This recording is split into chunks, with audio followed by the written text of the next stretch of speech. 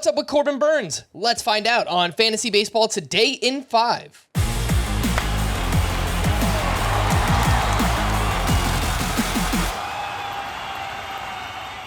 Welcome into FBT in 5. Today is Tuesday, May 23rd. I am Frank Sample, joined by Scott White. And let's get into Corbin Burnes, who struggled once again on Monday night up against the Astros. He allowed 5 runs over 5 innings pitched, 4 homers in one game. That was a career high for Corbin Burnes on the season, a 3.97 ERA and a 1.22 whip. Scott, the strikeouts are down. The walks are up. Seems like Corbin Burnes has just been a bit of a letdown this year. What have you seen so far? Yeah, it does. I mean, the overall trends, with particularly in terms of bat missing, have been discouraging, and I've noticed this all prior to this start. He'd still been getting pretty good results in terms of limiting runs, so I was hesitant to move him down in the rankings. But maybe this was the comeuppance finally. Then again, if you look at it on a more granular level, Corbin Burnes, you just break it down pitch by pitch. His top 2 pitches, cutter and curveball, he throws them about 70% of the time combined. The whiff rate on the curveball has gone from 47.7% to 42%. On the cutter, it's gone from 28% to 25%. Those are drops from one year to the next, but it's not like a whole standard deviation low or anything like that. It's just kind of a subtle drop. And, same thing in terms of batting average on those 2 pitches. The curveball, 127 last year to 130 this year. Cutter, 213 last year to 220 this year. It doesn't seem like there's enough wrong there for me to think he can't pull out of it. So I don't know. I'm not ready to bury Corbin Burnes. I think there's been a lot of disappointment in the upper ranks at starting pitcher this year. You look at Garrett Cole, for instance, who's had better results than Burnes overall, but he's dealing with a similar drop in terms of strikeout rate and swinging strike rate. It's comparable to Burnes. So, how many pitchers are for sure aces at this point? I can't say Burnes is among them, but there aren't enough that I'm willing to drop Burnes outside of the top 10 either, because he has a better chance of becoming that than I think a lot of pitchers do. And again, it's not like he's been a disaster. He's just been a little bit underwhelming compared to where he was drafted, right? A 3.97 ERA and a 1.22 whip. It's just not going to get it done for someone drafted as a top 3 starting pitcher coming into the season. These names are mostly available in deeper leagues, Scott, but anything to see here with Luis Ortiz, who had a great start up against the Rangers, 7 2/3, 2 runs allowed, 4 strikeouts.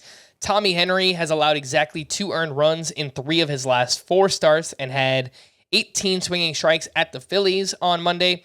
Tanner Houck turned in a strong start at the Angels, 6 innings, 1 run, 8 strikeouts with 17 swinging strikes.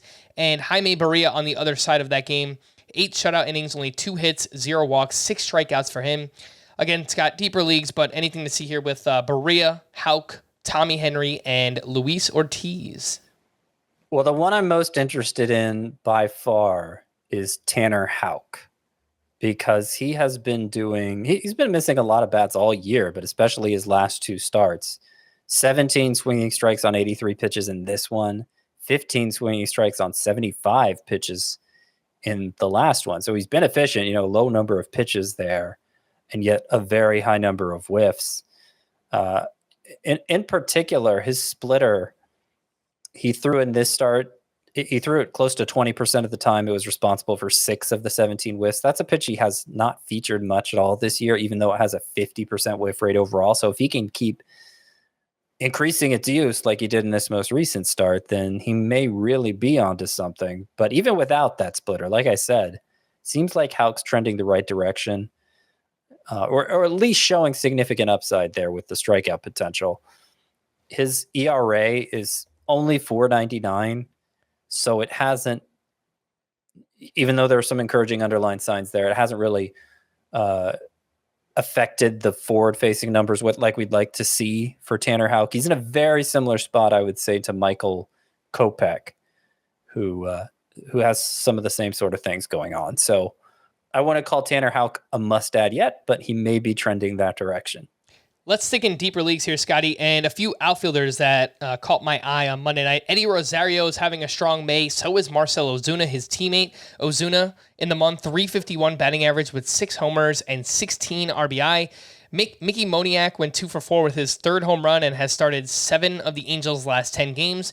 Leody Taveras also having a big month of May, batting 391 with 1 homer, 4 steals, and a 944 OPS. Scott, how would you rank that group of outfielders? Rosario, Ozuna, Moniak, and Taveras.